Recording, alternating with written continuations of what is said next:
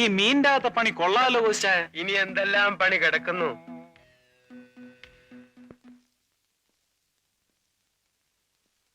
Cost, നമ്മൾ ദുബായിക്ക് പോകുന്ന പിള്ളേരുടെ കയ്യിൽ ഇത് കൊടുത്തയക്കുമ്പോൾ അവർക്ക് വല്ല സംശയവും തോന്നിയാലോ?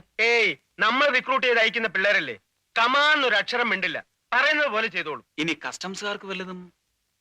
നോർമൽ കേസിൽ ഇതൊന്നും അവർ ചെക്ക് ചെയ്യാൻ പോകുന്നില്ല. ഇനി അഥവാ ചെക്ക് ചെയ്താൽ തന്നെ ശേഖരൻ കുട്ടിയല്ലേ കൂടെ ഉള്ളത്. അത് ശരി.